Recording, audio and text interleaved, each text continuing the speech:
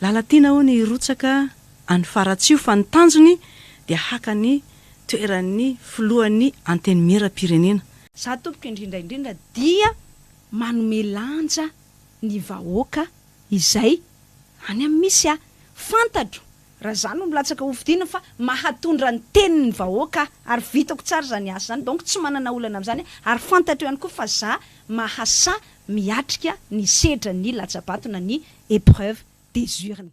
Fahalalana fotsiny dia milaza amin'ny article 6 io fa ny démission izy zany aloha rehefa mivoaka le liste officielle le candidat ary amintsika dia hoe ny démission zany dia miala izy zany mametra-pialana izy mamoaka décret avy hatrany fanjakana miabroger azy. Betsaka mivahoaka malagasy no mametra-panontaniana manoloana firotsako fidiny reto ministra reto ho solombavam-bahoaka hoe nahoany reto ministra reto efa mitoerana maha-ministra azy ireo no mbola mitady toerany solombavam-bahoaka. Azo atao ve no sady ministra no solombavam-bahoaka? Valiny dia zao tsy maintsy mametra-pialana ireo ministra nirotsako fidiana ho solombavam-bahoaka ireo raha ny lalana mifehy eto amintsika no jerena. Raha dika amin'ny fomba hafa dia zao tsy azo ataon'olona anankiray no sady ministra no solombavam-bahoaka fa tsy maintsy misahana ny ray amin'izy ireo ihany izy. Manamafy an'izany ny mpahay lalàna eto amintsika Julien Andriamarosata, administrateur civil eto amintsika hoe tsy maintsy midémissiona ireo ministra nilatsaka fidiana solombavam-bahoaka ireo. Notsipihany mazava tsara fa tsy mbola takina ny fametram-pialana izy ireo ankehitriny. Miandry fivoahan'ny lista ofisialy fanekena firotsako fidiana izy ireo ao amin'ny OVEC na organe de vérification et d'enregistrement des candidatures. Zay vao takina ny fametram-pialana izy ireo amin'ny maha-ministra azy ireo. Raha ohatra moa ka hoe membre ny gouvernement izy zany ka nilatsaka ho fidiana ho solombavam-bahoaka dia manao ny karakarany dossier izy mazava ho azy. Rehefa mivoaka le liste officielle ny candidat hoe voaray anatin'izay izy avoaka amin'ny CENI zany iny normalement jeudi 18 avril izay raha sy diso dia mametra-pialana izy manao démission zany izy. Koatr'izay tsy fametram-pialana amin'ny maha-ministra azy ireo fotsiny no atao fa tsy maintsy mamoaka didim-panjakana amin'ny alalan'ny conseil des ministres ny mpitondra fanjakana. Ary ity didim-panjakana avoaka ny mpitondra ity no manaisotra azy ireo tsy ho ministra intsony na tsy mpikambana ao amin'ny gouvernement intsony. Ndao hainontsika ny fanehoan-keviny. Mametra-pialana izy zany dia tokony mamoaka décret en conseil des ministres amin'ny fanjakana miabroger azy tsy ho ministre. Zay ny lalàna an'izay satria nommé par décret izy ireny en conseil des ministres dia tonga dia abrogena koa izy rehefa momeno an'izay fametra-pialana zay. Raha tsy mamoaka le décret mantsy ny fanjakana dia ohatra midika fa tsy nekena le démission any. Zay zany no tokony ho izy zay. Araka izany rehetra izany dia mazava ho azy fa ho banga toeran'ireo ministra ireo. Fanontaniana dia zao iza no andimby azy ireo?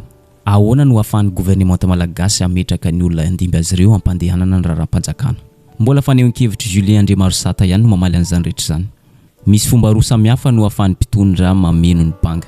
Ny voalohany manendry ministra par intérim na ministra mpisolo toerana na manendry amin'ny fomba ofisialy ny olona andimby ny toeran'ireo ministra ireo mba ampandehanana ny raharaham-panjakana. Rehefa avy eo indray moa dia anjara amin'ny fanjakana indray analana conseil des ministres mandamina ny légion hoe asiny ministre par intérim amin'ireo ministre ireo na koa manendry avy hatrany izy ministre hosolony ampandehanana raharaham-panjakana amin'ny ankapobeny zany. Zay ny tokony ho izy tokony atao. Efa tsy anatin'ny état de droit tsony zany raha ohatra tsy raha tsy midémissionné izy. Fa lazany article 6 mihitsy io. Il est tenu à démissionner, tsy maintsy midémissionne kosa aloha izy. Ary ny démissionne hozy avy herim-pindray mandeha. So dia amboamboariny eo indray fa ny démission dia midika mamoaka décret mifanjakana miabroger azy. Satria tsy famoahan'ny fanjakana décret io dia milaza fa ohatra mbola ekena tsy ekena ny démission nefa izy manao député any. Zay zany tandremana mihitsy amin'ny parallélisme des formes légal loatra an'izay. Ireny fanehoan-kevitra Julien Andriamarosata ireny dia tsy fanehoan-kevitra natao fa tany fa mifototra amin'ny lalàna velona eto amintsika. Raha ny tena marimarina kokoa dia voalaza ny fehezan-dalàna 2018-008 sy fehezan-dalàna 2018-010 ao amin'ny article 6.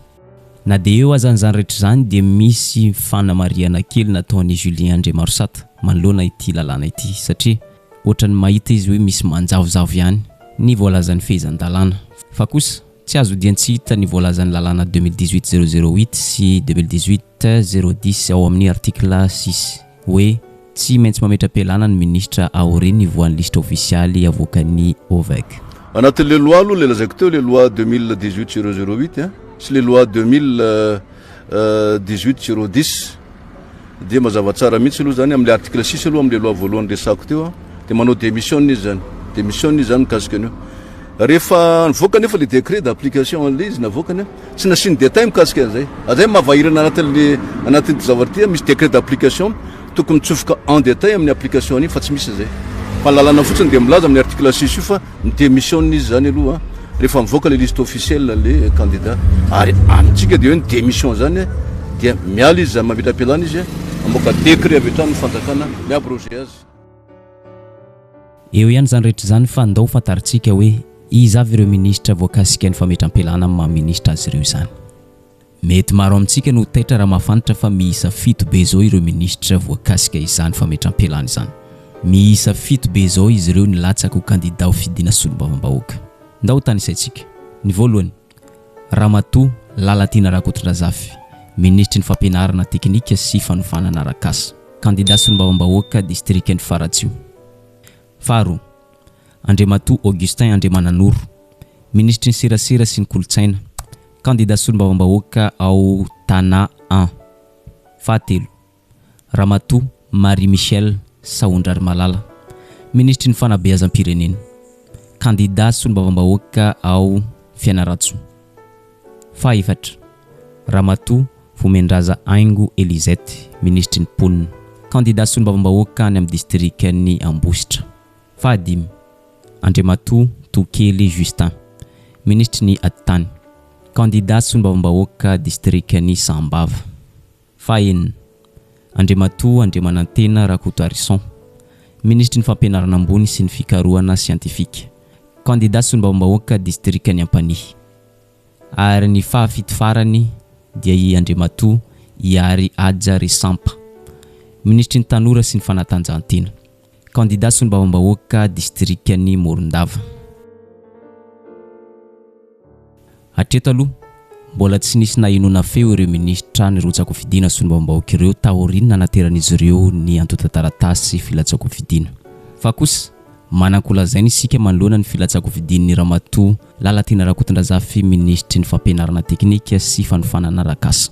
Ho antsika izay mpanaraka ankaiky ny fandaharana tsy tompotrano miono ao amin'ny televiziona malagasy na TVM dia malala tsara fa tamin'ny 15 Martsa 2024 lasa teo dia efa niresaka makasika ny firotsaka ho fidin'ny solombavam-bahoaka ity ministra Lalatina Rakotondrazafy.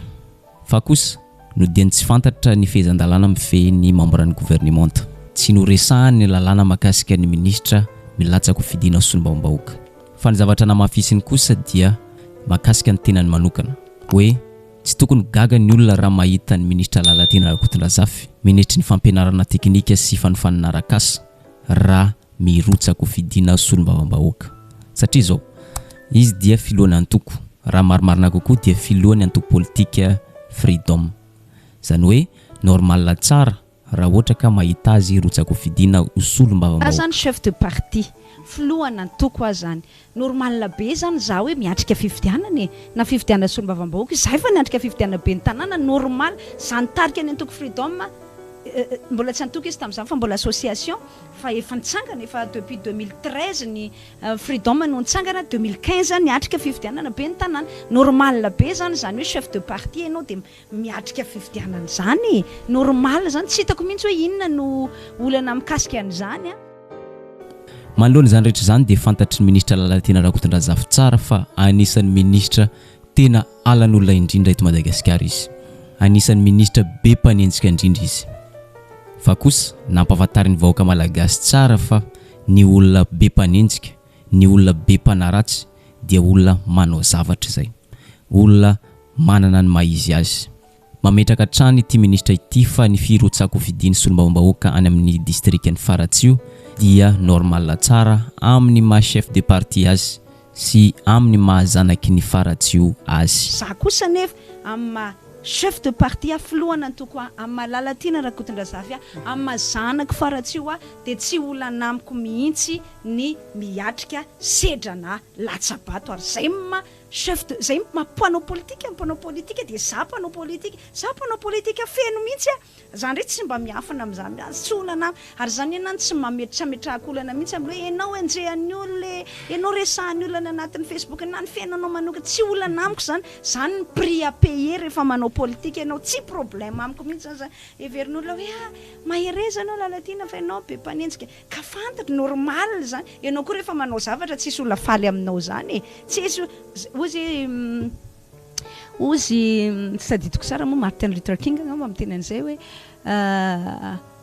matoa ianao ozy izenjean'ny olona de manao zavatra ianao zay fa tsisy olona hanenjika anao zany raha manao zavatra mihoatra anao izy tsy taditiko na izy ny teny an'izay na izy de ohatran'izay le izy hoe za lalatina zany de efa mivonina tamin'izany mivonina foana hiatrika hatramin'izay nanapahako hevitra anaovako politika nanomboka tamin'ny taona 2000 nakaty zany hoe efa 4 taona zay manoloany zany resaka ministra alam-bahoaka zany nampahafantariny amin'ny vahoaka malagasy fa izy dia anisan'ny olona mametraka foana ny lanjan'ny vahoaka mametraka foana ny lanjan'ny feon'ny vahoaka manome toky ny vahoaka tsirairay izy fa mahavita mitondra tenin'ny vahoaka ny marary ny vahoaka sy ny fitarenan'ny vahoaka notsim-piany mazava ihany koa sao dia misy mieritreritra hoe tsy ahazo vato mihitsy ministra Lalatina Rakotondrazafy raha mirotsaka ho fidina solombavam-bahoaka tandremo fa izy dia mahasamy laza fa tsy matahotra sedra ny latsabato tsy matahotra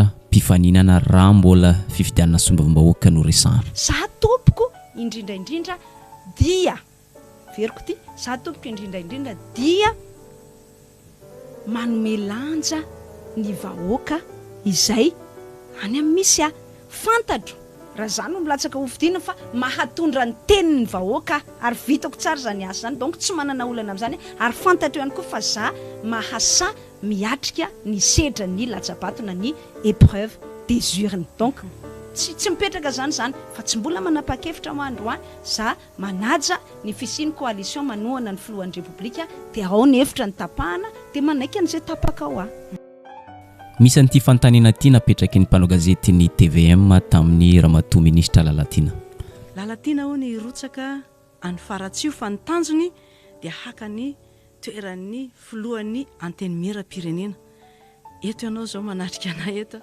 hilatsaka tokoa ve ianao ho amin'izay hovidiana ho solombavam-bahoaka izay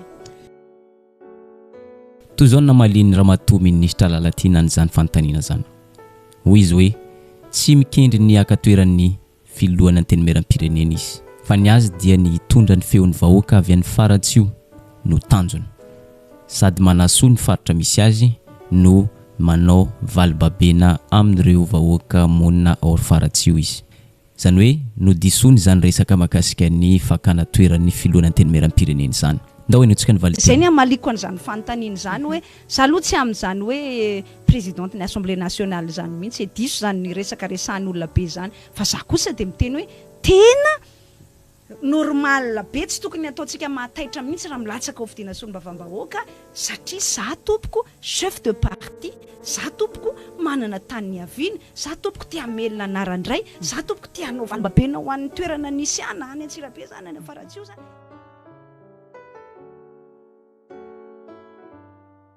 eto ampamaranana dia zao araka ny fanehoan-kevitry Julien Andriamarosata tsy maintsy mametra-pialany ireo ministra fito ny tany saina tio raha mivoaka ao anatin'ny lista ofisialy avoakany OVEC ny anaran'izy ireo ankoatr'izay tsy maintsy mamoaka didim-panjakana ny mpitondra amin'ny alalan'ny conseil des ministres mba hanamafisana ny fametra-pialany izy ireo raha sanatria tsy mamoaka izay didim-panjakana izay ny mpitondra malagasy dia midika izany fa mitohy indray ny fandikan-dalàna mitohy indray ny fanitsakitsahana ny lalam-panorenana inoana fa manana mpitondra endry isika manaja ny lalàna ary isika raha teo firenena tan-dalàna hoy ny mpitondra antsika ankehitriny araka izany andrasana ny mety hitohy nyity raharaha ity ary zay ihany koa ny mamarina ny video antsika androany azadino misabone sy manisy izay amin'ny video antsika amin'ny manaraka indray